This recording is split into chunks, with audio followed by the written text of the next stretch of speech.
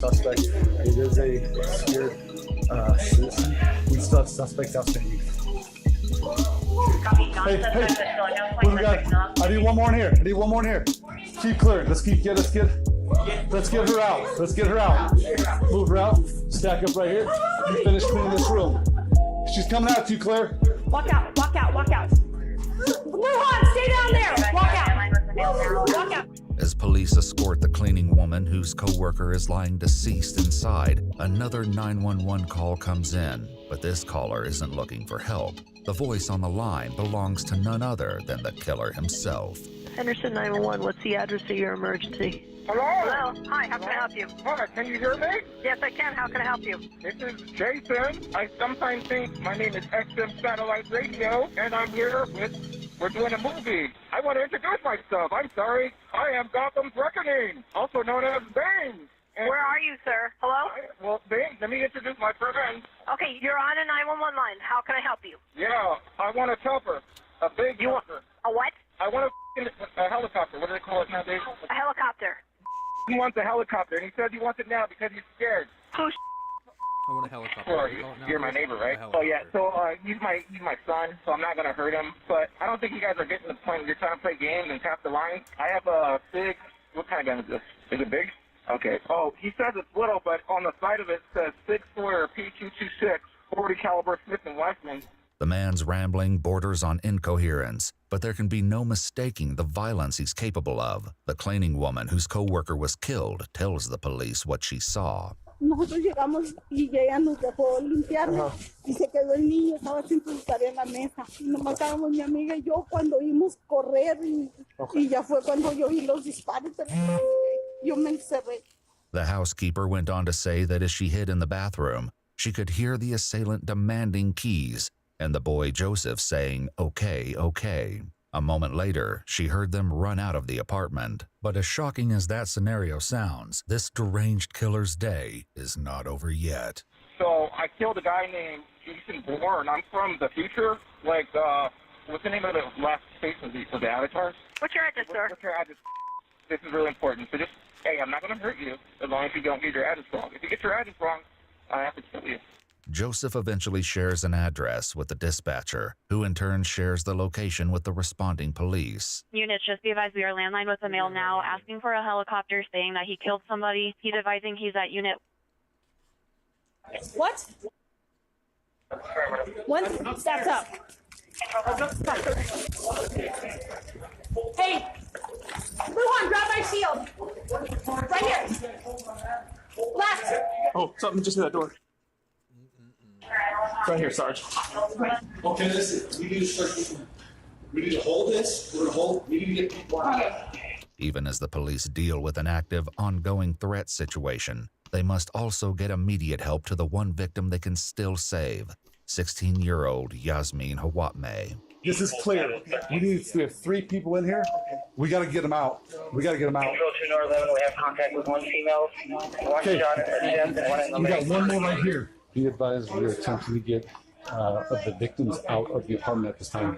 Hey, stay with us. You're doing good. Copy. You're doing great. What's your name? Yeah, I'd like to get her out. Keep on. Yasmin? Okay, Yasmin? All right, we're going to try and get you out as quick as we can. Control 10. I need one more to help get this victim out right now. Copy. It's become a mess. Side of building on 3rd floor. I need a unit at the terrible and unit going speed the guy. Which way? Where's he at? Going this way then? Okay, give them an update of where they're meeting for medical. Unit 71, thank you. Control center, we have 1 victim. We are able to move out. The other 2, we have no signs of life. As the police take the young woman far away to administer aid, the cops on scene keep their guns trained on the upstairs apartment. Can anyone advise that they're going to go to unit? Units are staged. Units are staged on. Contact the PR in there. Have him exit with his hands up. You guys stop coming. He's right up here. Get out of the hall. Hold on. We got. Sir. Get out of the way. Stay right here. Cover Van Dien. Affirm. The balcony is going to be right where that patrol car is arriving. Stay there. Get away from us. But while the upstairs apartment remains the primary focus, information begins to come in that could change the situation entirely. Also, here's something, there's a black Escalade with apparently 2 males in it, might be important. The situation is fluid and fast-moving, which doesn't make it any easier to treat the surviving victim. Stay away from me. Wait, let's turn around so her head's elevated. Okay. Oh no, you want to ruin the elevator, right? Yeah. Hey, you know who did this? Do you know him? I've just lived here before. What is his name? I don't know. You don't know him? Okay. Have you seen him around here before? Yes. Did he come in a black Escalade? I know him walking. He's walking. Hey, stay with us, Yasmin. You're doing great. Control 211, we extricated one victim from the building. We need fire to meet us at building 11, please. Copy. She's unconscious but still breathing as of now. Yasmin, stay with us. Copy. Yasmin. Nobody at the pool, just Hey. building 11, right? Stay with us. Okay? Just building 11. Hey, Copy, and is the you're scene doing good. stable How for many them to fingers come do I up? have up? There you go. Good job. Stay with us, okay? You're doing great, Yasmin. Yasmin will later report that she was riding back from the gym when the suspect approached the car and began asking her mom Diana who she was voting for in that day's presidential election. Feeling uncomfortable, the two quickly parked and rushed inside their apartment, but the suspect was on their heels and got to the door just before they could shut him out. Meanwhile, the suspect is still on the phone with 911, making demands that are littered with movie references to The Purge, Captain Phillips, The Matrix, and more. But if these insane rants aren't helpful in bringing the situation to a peaceful conclusion, the cops on scene soon make a discovery that will change everything. PR3 Control Camp 5, there is a black Escalade. I'm being told by individual that lives in the apartment.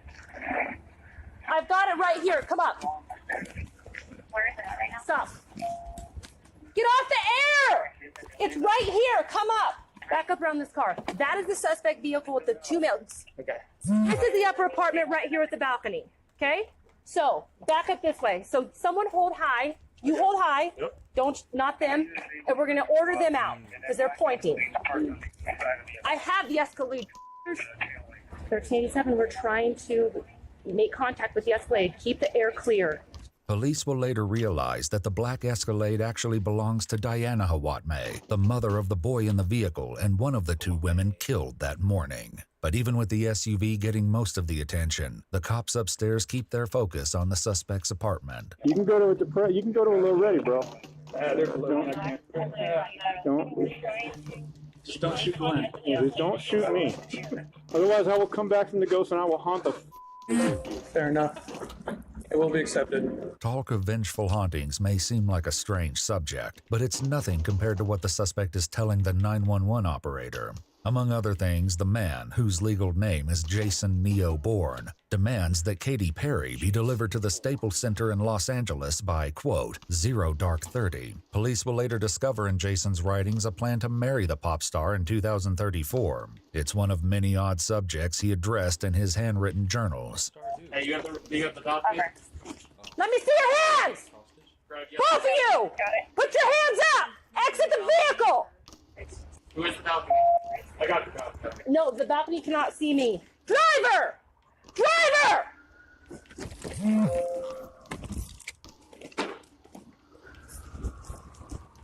Control Cam 1387, this vehicle is going to be involved. It is going to be the suspect. I see a 12-year-old in the passenger seat. I see hands of the driver and the child.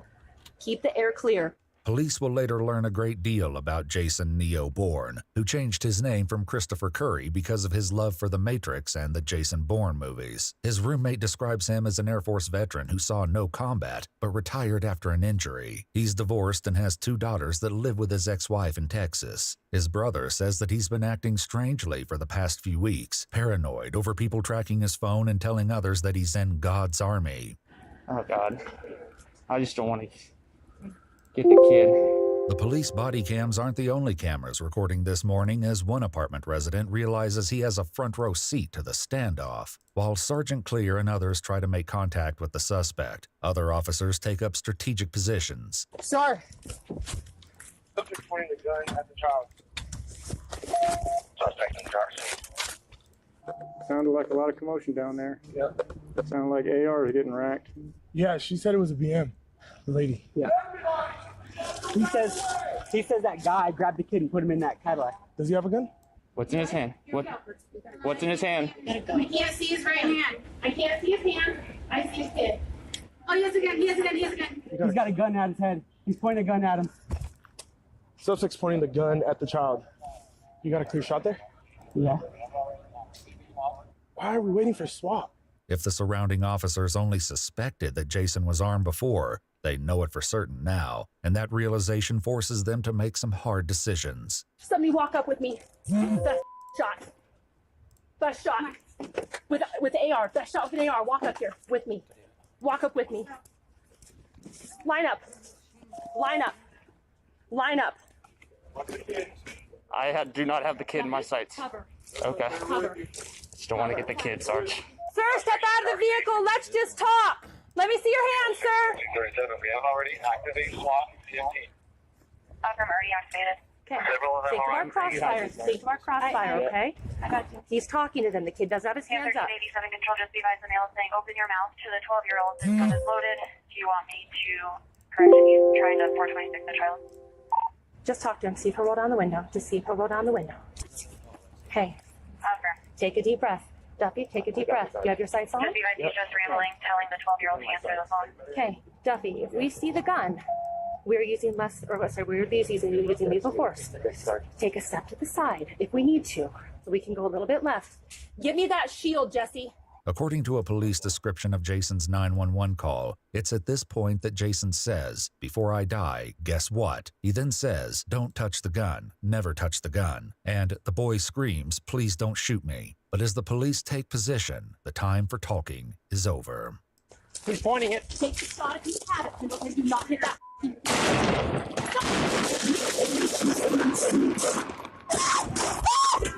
Ceasefire! Stop! Stop! He's down! He's down! We need that kid! He's down! Oh yeah, he's done. He's done. He's done. He's done. The driver is dead. I see him. Come around. But if it feels for a moment that this was a clean resolution to the crisis, it quickly becomes clear that isn't the case at all. Kid's hit! Kid's hit! Hold the kid out! Hold the kid out! Hold the kid out!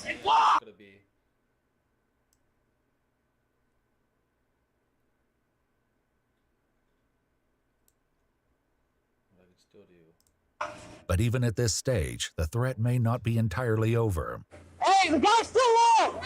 Get out the way! He's still off! Watch out! Hey, the driver's still moving! Get out! Get out!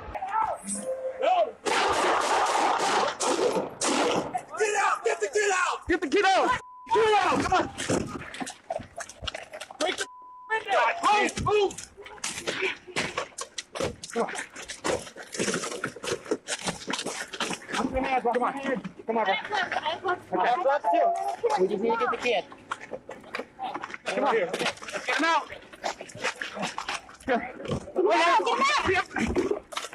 Get him, we got it.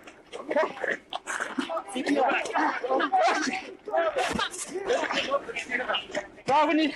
Hold him! Hold him up! Hey, get him out of the way! We move over here. The officers scramble to get to the boy so they can provide CPR and stop the bleeding. Keep going. Come on, buddy. Stay with me, dude. Stay with me. Keep breathing, buddy. So he has one on the side of his head. Yep. He's all over. You're doing so good. You're doing so good, sweetie.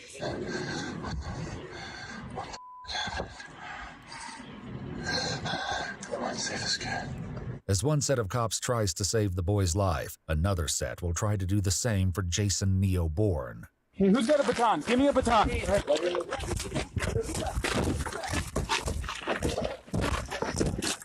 right, let's Pendleton, move up. Let's get him pulled out.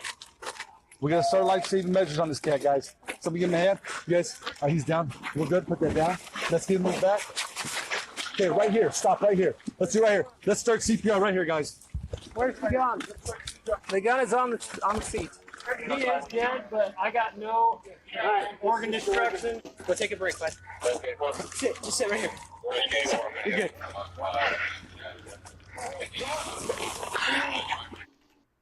Are you hitting anyone? Take this off. Just breathe real quick. Hey, you hitting anyone? I don't know, dude. I'm going to double check, bro. Just relax. I'll take this off so you can breathe. Just lay back. Lay back. Just lay back. Just lay back. There you go. You can breathe. I think I'm good, dude. No, yeah, you are. But the emotions are escalating, and at least one sergeant makes known her unhappiness with how this situation played out. No, because we took a headshot and you guys opened fire from behind. No, I didn't. See the other side? Oh, brain matter? Yeah, I can see it right here. Yeah, done? He's done. He's done. 12-year-old Joseph Hawatme's death would spark controversy in Henderson, and the police department to this day has not said publicly whether any of the 27 bullets they fired that day struck Joseph. The Clark County District Attorney's Office released a notice roughly 3 months later that none of the officers would be criminally charged. He put the gun up to the kid and we shot him. And then everybody was fired. Did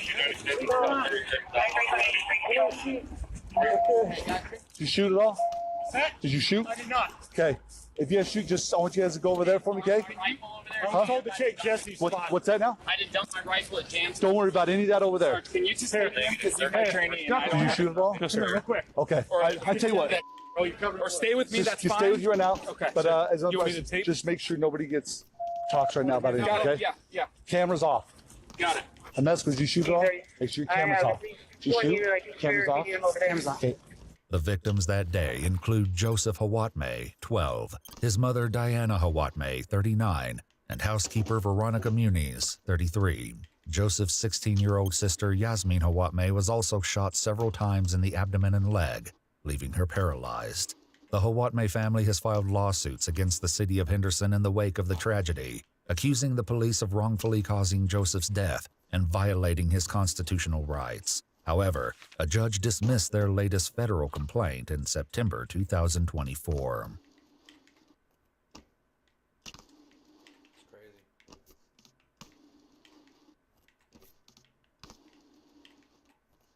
Well, folks, here's my new backyard. Hay shed. Can't even see the house because of all the trees. On Monday, deputies discovered 3 bodies covered in a shed. What's up, EWU crew? It's the Raven, here to share with you another shocking, interesting, or just strange, but very true story. Today's story might just have the most insane twist I've ever heard. And what makes it so tragic is that none of the people involved could have ever seen it coming. And I am back for another new video with my mom. Hi. Today I'm going to be covering a story so chilling, it'll make you second guess every stranger you see in public. In 2017, the prime and really only suspect of a horrific and heartless crime vanished. And to this day, despite leaving behind a trail of clues, they've never been caught. I want to start by saying, if you know or ever happened to cross paths with this person, you should call 911 immediately. On June 19, 2017, police arrived at a quaint farmhouse property in Idaho to conduct a welfare check on its new residents. A 60-year-old man, his 47-year-old girlfriend, and her teenage daughter. They just excitedly moved into the home, but nobody had heard from any of them in several days. Something just wasn't right. When the first officer arrives at the ranch, he's immediately hit with a smell that stops him cold in his tracks. He knows exactly what it is before he walks any further. The smell of something rotting. There's a shed near the house, and that's where the odor seems to be coming from. So he radios in some backup and starts to make his way over to investigate. The closer he gets, the stronger the smell gets, and the sheer number of flies swarming around him increases immensely. He can feel in his gut that he's about to discover something he doesn't want to see. But he proceeds anyway. When he finally opens the door to the shed, sunlight shines through the crack and into the small storage area before him. There on the floor is a bright blue tarp, and it's draped over something, or rather, someone. As he pulls back the tarp, he slowly reveals the bodies of 3 people laying side by side, all of whom had been brutally killed and left to rot in the shed, likely for days. As it is essentially the peak of summer, the weather has sped up the decomposition process substantially, making it hard for anyone to determine who the deceased individuals are. Though it isn't hard for friends and family members alike to assume that owner Mike, his girlfriend Nadia, and her daughter Peyton are the corpses on their property. Seems like a safe enough assumption, right? But once authorities were able to identify the bodies, they were faced with a shocking twist that nobody ever expected. Told you so. While 2 of the bodies did indeed belong to the trio who occupied the home, one of them did not, which left everyone with 2 harrowing questions. Who was this mysterious stranger lying dead on someone else's property? And perhaps even more chilling, where in the world was the missing 3rd resident? As the puzzle pieces of this convoluted case started to come together, the victims' loved ones would come to one chilling conclusion. No matter how well you think you know your friends, you can never be sure what double lives they could be living. Let's go back to where it all started. By the time Nadia Medley was in her mid-40s, her 13-year-old daughter Peyton was her entire life. But the single mother often had trouble making ends meet after her husband passed away in 2014. She also sadly lost a child shortly after its birth around the same time. For a while, Nadia and Peyton were essentially all each other had in the world, but that was all about to change. You see, Nadia worked as a massage therapist in Ogden, Utah, and she wasn't in a hurry to find love again so soon after being widowed. But sometimes love is spontaneous and just falls into your lap, or, in Nadia's case, onto her massage table. In 2015, a charming man with immense presence and personality walked into Nadia's work in need of a massage. The man, who went by the name Mike, was undeniably striking to Nadia. Almost right away, there was a spark between the two, a connection that neither of them could seem to control, which of course is how their unexpected relationship started. Mike was a catch, a private pilot for clients who often needed him to fly all over the country at any given time. He made good money, was well-traveled, and just happened to be a divorcee of 10 years. It seemed as though fate brought Mike to Nadia's life, as the two were beyond perfect for each other. Their relationship started off slowly, though it quickly grew more serious as the months went on. From after-work dates to hikes with Nadia and Peyton, Mike demonstrated his commitment to this newfound love. After all, he knew just how much heartbreak Nadia had already experienced. He made his girlfriend's daughter just as much of a priority in his life, picking Peyton up from school, taking her on lunch dates, teaching her how to shoot, and building such a strong bond with her that soon enough, she started to call him Dad. There you go. Awesome. Do it again. Keep pointing that way. Do it again. Looking at videos of them adventuring and even having fun leg wrestling in the leaves, you can tell that not only had Mike become a father figure in Peyton's life, these two were the best of friends. Nadia's friends saw a dramatic change in the woman when she met Mike, saying that he was the first reason she smiled in a long time, that she had a constant happy glow when they were together. Nadia's loved ones followed her fairy tale romance through social media. The couple and Peyton explored nature together. They had fun at rodeos, went to baseball games, and no matter what, they had fun. It was clear to everyone that Nadia's new romance was flourishing. She made sweet posts like, "Went to Cheap Trick, Joan Jett, and Heart tonight, thanks to my ever-so-thoughtful boyfriend, Mike. Awesome day at the fair with my little family. Love you guys." After an impromptu trip to Yellowstone, she wrote, "Because my boyfriend is awesome. Love you, Mike." Hi everybody, it's me Peyton. I am going to be like every YouTuber ever, and I'm going to make a vlog. Aha! We're going to Yellowstone right now, and how much longer do we have? Like 4 hours? Okay, yeah, 4 more hours. And yeah, it's a really pretty drive though. I'm happy. But all relationships have their honeymoon phase, and according to Nadia's best friend, there was a little turmoil that started to brew as time went on. Apparently, Nadia asked Mike 2 or 3 times for help paying mortgage. After a few times of being asked, Mike firmly declined, saying that they were moving too fast and he couldn't do this. But Nadia was not buying it. She had seen one of his paychecks, which reportedly showed that Mike made $10,000 in a single month. Nadia knew that Mike made a lot of money as a pilot, and she didn't understand why he wasn't willing to help her out financially. This heated dispute became a point of contention and eventually led to a brief separation of the pair. However, their love was like a magnet pulling them back to one another in no time. Nadia texted her friend, He told me separation wasn't making him feel any better. We really have a hard time being apart at this point. Perhaps the most difficult part of their relationship to manage was the frequent distance between Nadia and Mike. After all, Mike's work often took him far from home for a considerable amount of time, sometimes for weeks on end, which can definitely put some strain on a relationship. But as they say, distance makes the heart grow fonder, which is exactly what happened with Mike and Nadia. The distance and time, it seemed, had nothing on the bond they have formed. In fact, it had only made Mike realize that he couldn't bear to spend so much time away from Nadia and Peyton anymore. This once casual relationship needed to be more permanent. So Mike ended up purchasing a ranch in Caldwell, Idaho, and told Nadia that he simply couldn't let her think he wasn't ready for commitment. He invited her and Peyton to move in with him and promised the two of them anything they wanted.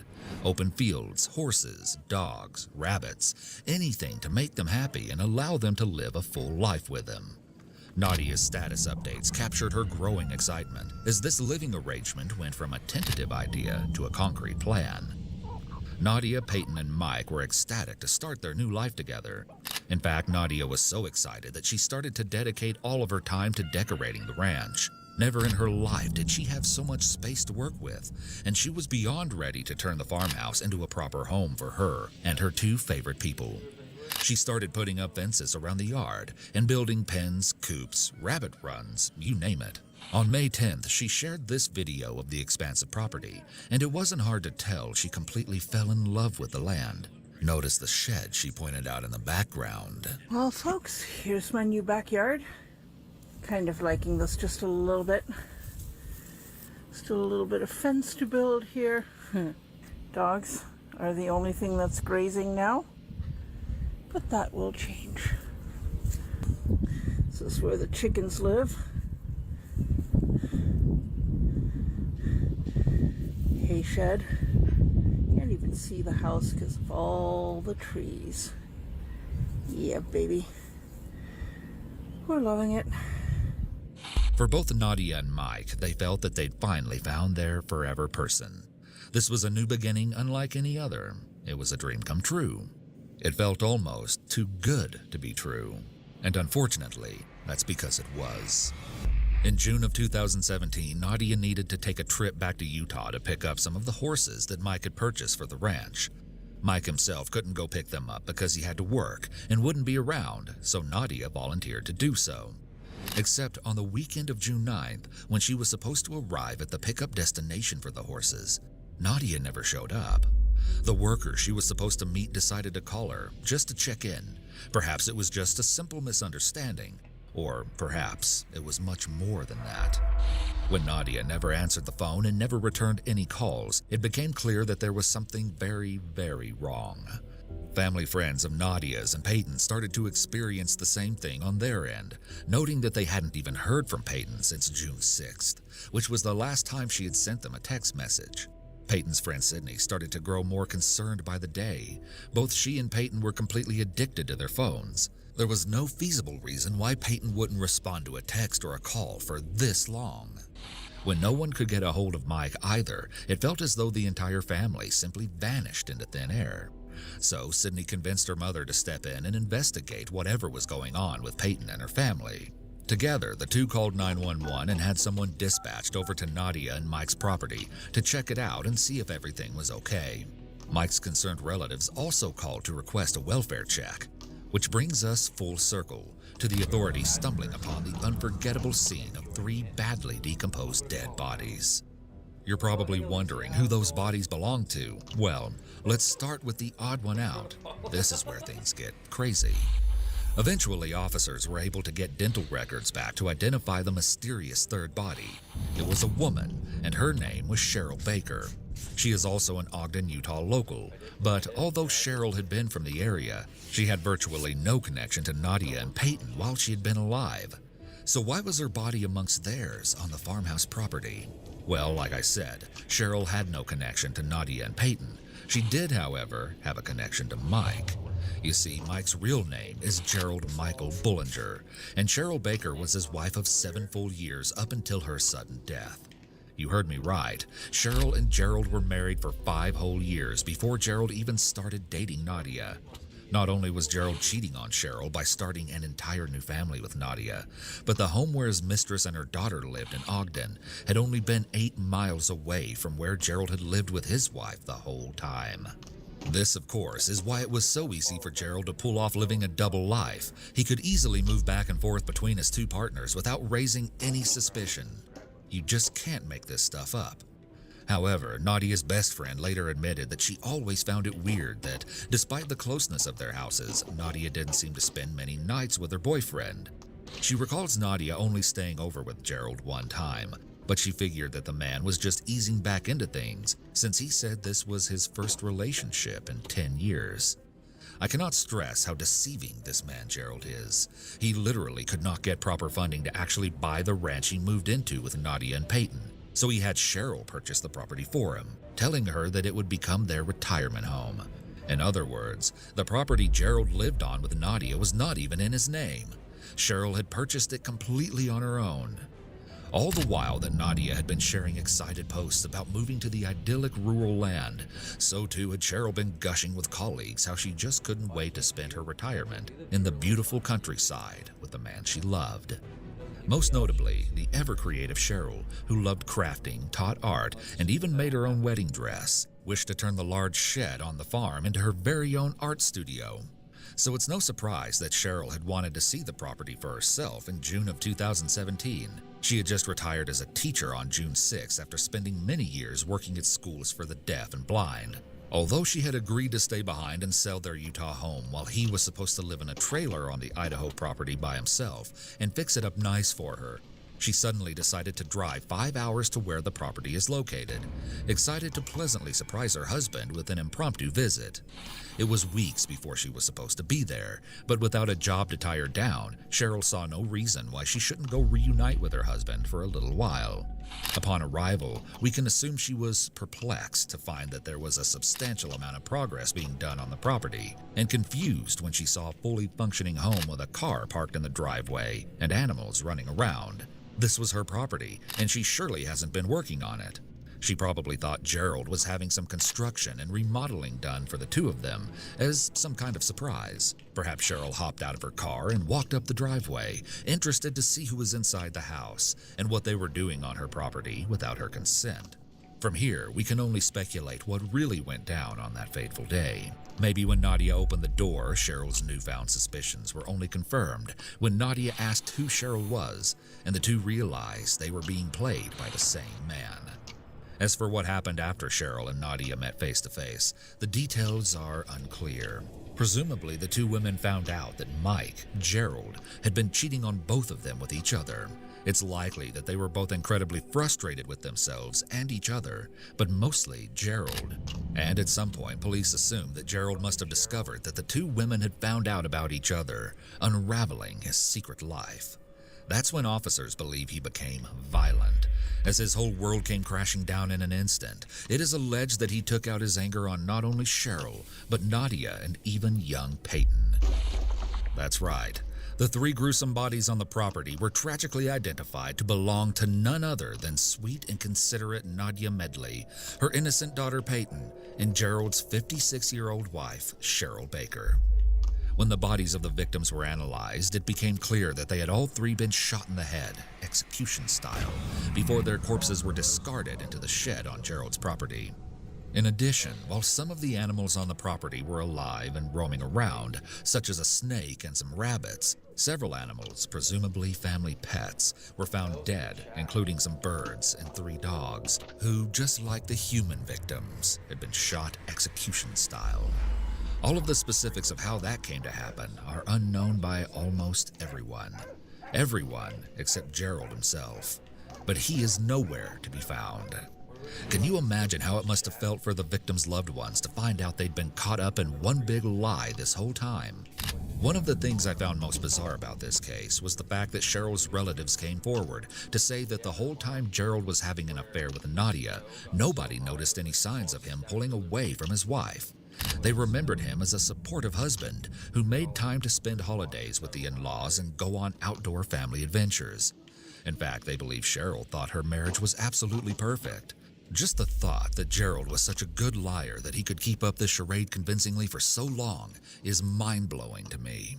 On a similar note, one of Nadia's friends was so confused by the news reports stating that Cheryl was Gerald's wife that she reached out to the news channel and told them, I think you have it wrong. He wasn't married.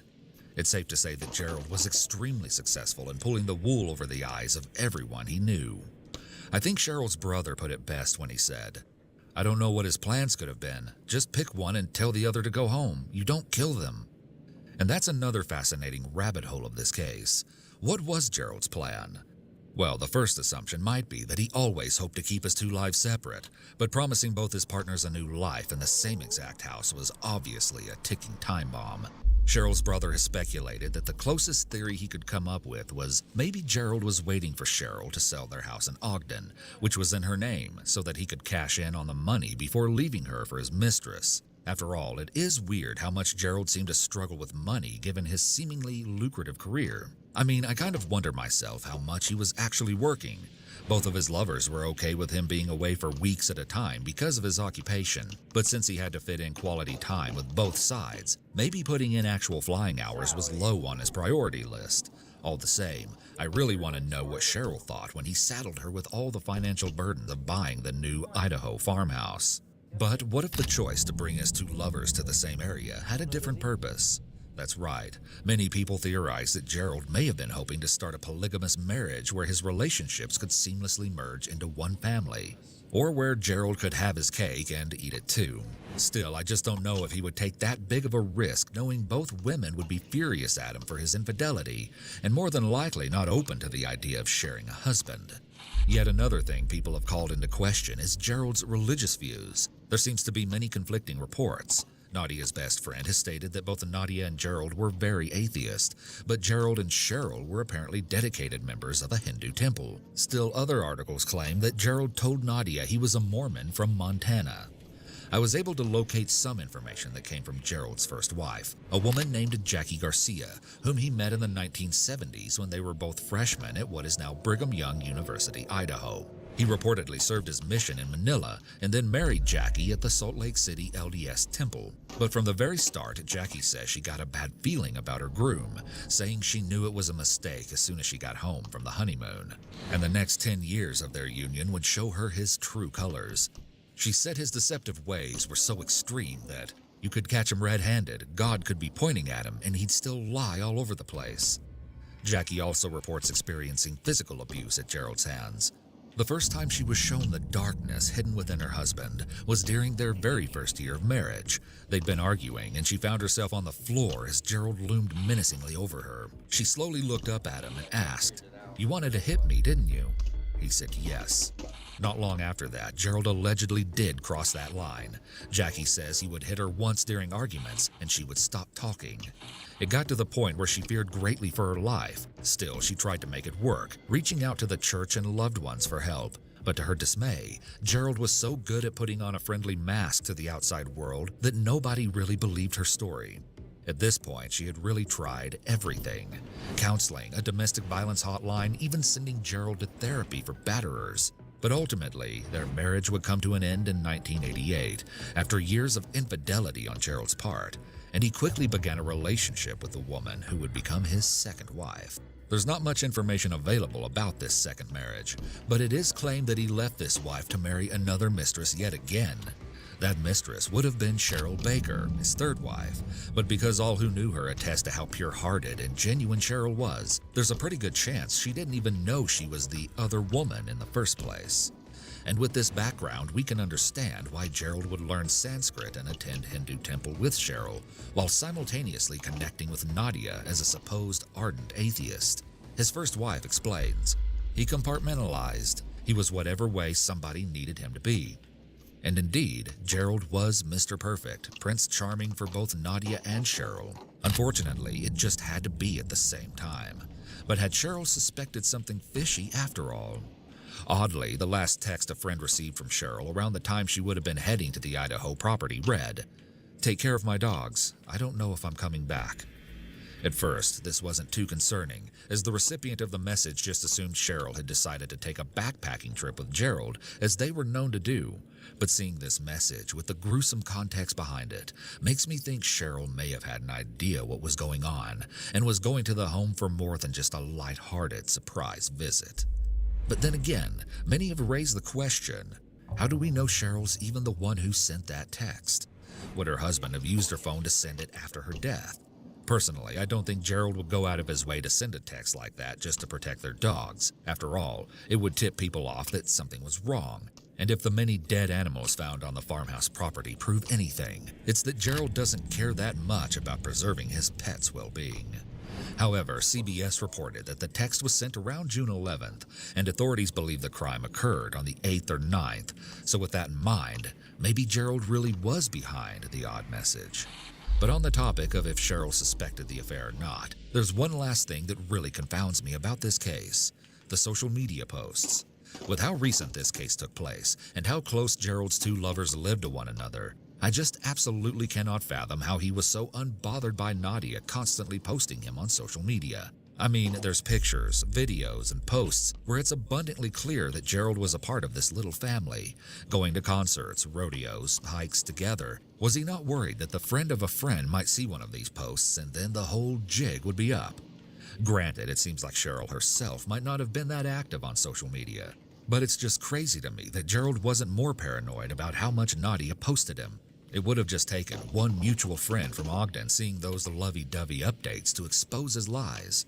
However, it seems like Nadia just referred to him simply as Mike in her status updates, so I'm guessing that he didn't have a Facebook account to even tag, but still. Regardless, you want to know the most frustrating part about this investigation? Authorities believe that Gerald Bollinger had a distinct head start before anyone even noticed that Nadia, Peyton, or Cheryl were missing. In fact, Gerald had 10 whole days to start his life on the run before anyone was even looking for him, and he used them to his advantage. According to investigators, Gerald actually spent the first 24 hours in Idaho after the death of Nadia, Peyton, and Cheryl. Just thinking about the possibility that he slept in the farmhouse with the 3 dead bodies right next door in the shed is absolutely chilling. And actually, one neighbor told reporters that she had actually heard screams near the property in the middle of the night, around the time when the murders would have taken place. But she didn't call the police because she wasn't sure if it was an animal or a woman, and figured that a neighbor who lived closer to the farmhouse would report the strange activity if it was really serious. What's more, other neighbors would actually report hearing gunshots around the time of the crime. But then again, this was not really a big deal. The rural area was full of hunters and target shooters. I mean, we even saw that Gerald taught Peyton how to shoot. So, of course, neighbors would assume the gunshots were from recreational use. Still, I think it's important to clarify that even though this property was technically rural, the houses are close together enough that I find it strange no one noticed anything weird.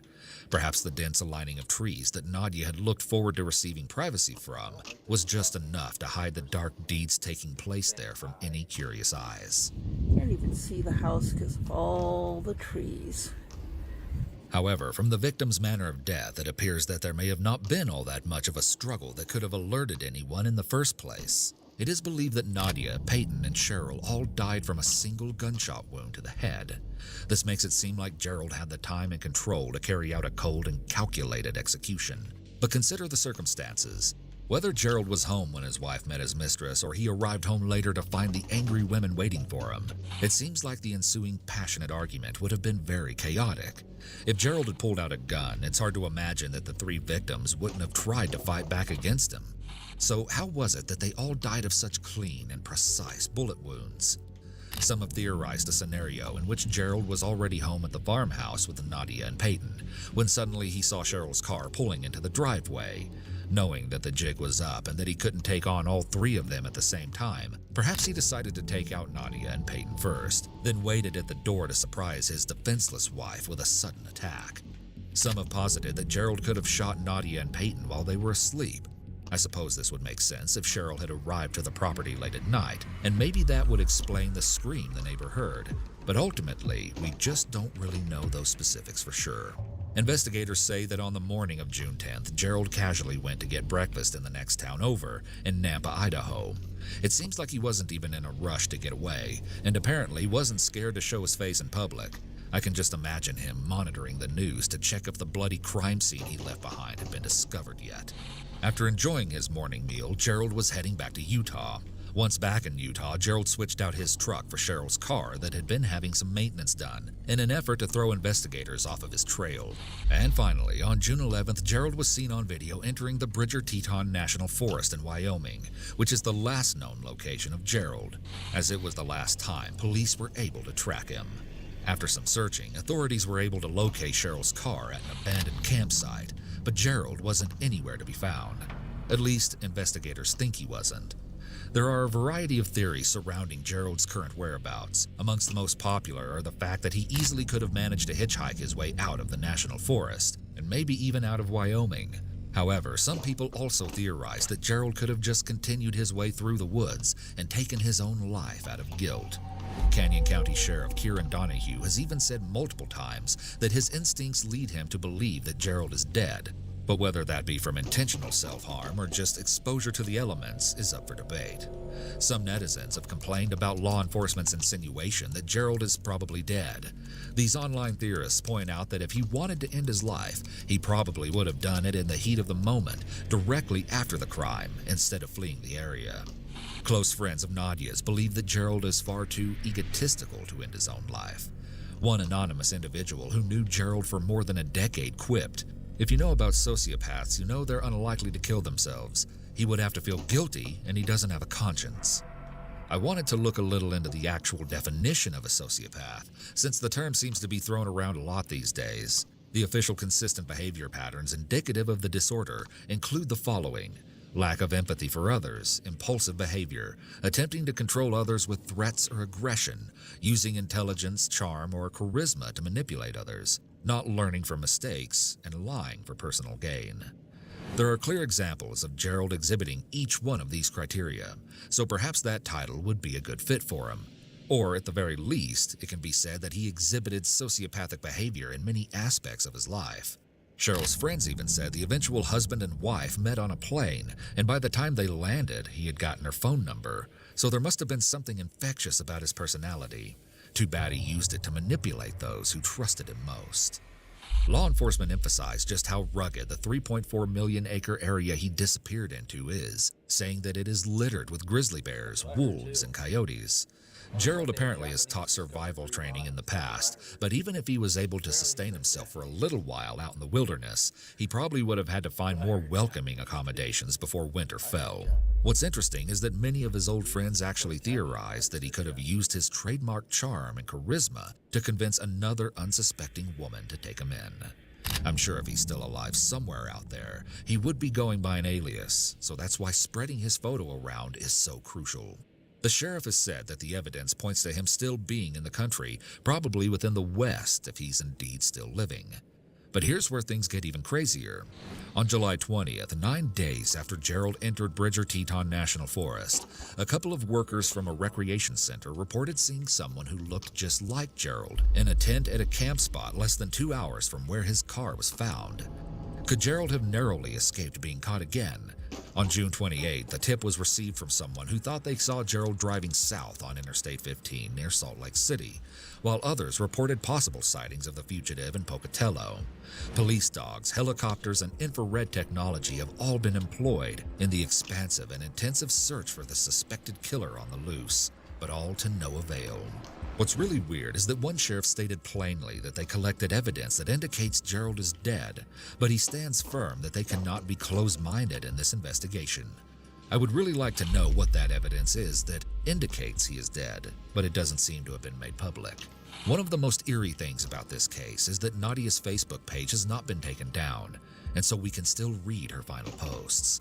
They're like a time capsule showing a woman who is happy, optimistic, and totally head over heels for her boyfriend, excited for the future. In her very last post, she says that the last thing she thinks before going to bed is, life is good, and affirms that she has found love. Before that, a photo of Peyton, a cute snapshot of Nadia with her dog, and a scenic picture of the rural front yard she loved so much. An even older post from 2016 is perhaps the most sad of them all.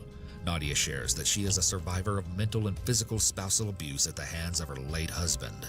She bravely writes, "I'm much better off now and definitely a survivor, and let me tell you, real people don't hurt others." About a year before the murders, she posted a photo of Mike and Peyton, writing, "Happy Father's Day to all the real dads out there, those who inspire their kids, who are there for their families, who take the time to make a difference." It is truly tragic to see just how much she had to go through already, and even then, she had no idea the monster that her boyfriend Mike really was. At the same time, Peyton actually had her own YouTube channel, and going through some of her old videos really hit me hard. Hello everybody, it's me, Peyton, and I am back for another new video with my mom. Hi. So, today I'm going to be painting her face Galaxy.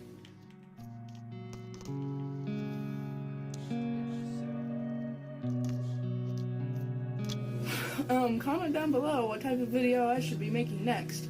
I have a very one. Please don't say paint your mom. Just paint your mom all over. Oh God. Yeah. Not on YouTube, you won't. Her last video shows Peyton sharing her New Year's resolutions for 2017, having no idea that her life would be cut far too short. I just want to be able to, I don't know, have my own opinion more, be able to say stuff more. Like, if I don't want to do something, say no, I'm not going to do that. And with standing up for myself also, being able to tell people when something's hurting me and getting them to stop. God, I need to focus. Fourth thing is, I want to do more writing, because as I doubt any of you guys know, I love to write. I have stuff published in my school's book. That's really good. I might read it to you guys. Because it's kind of a way to express something I love to do. I love to sing, and that's what I do on that channel. I love to, write my own songs. I just learned how to play guitar, so hopefully, I'm not great, but I can do stuff. And so hopefully I'll be able to do that more. But it's just, altogether, just doing things that'll make me happier. Do things that'll make you happier.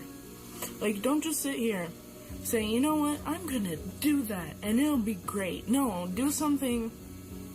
Actually do it. Do something that will make you happy. Do something that will impact your life for the better. If that's getting rid of some of the friends that treat you like complete, then get them out. Get rid of them. If you want to go talk to that hot guy at your school that you've had a crush on forever, do it. Don't just wait for the right moment, because guess what? There will never be a right moment.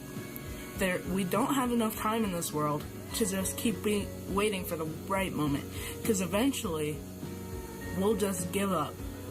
What we wanted to do won't seem important, we'll lose the interest, and we'll just live our lives not knowing that we did that. We'll just live our lives in the what ifs, and that's not okay. You need to put yourself out there, because we have one short life, and no matter what you believe happens afterwards, we have one life, and you need to live it the way you want to, doing whatever you want to do, not what other people want you to do. Live your life the way that it makes you happy. But just listen to me. It's more important to live in the now and live like we're gonna die tomorrow than live like we have 20 years ahead of us, or however many years. Gerald Bullinger is really the only person of interest in the murder of Nadia, Peyton, and Cheryl, and needs to be located, dead or alive, as soon as possible. At this very moment in 2021, Gerald Bullinger is still considered armed and dangerous, and is very much wanted by the law. So keep your eyes peeled for a Caucasian male in his 60s who is around 6'1" and weighs approximately 240 pounds. From the last time he was seen, Gerald Bullinger has gray hair and brown eyes, as you can see in this photo of him. If you see him, do not approach him, but please call 911 immediately. And if you take one thing away from this story, remember that people are not always what they seem. Come back here and stand by the backside.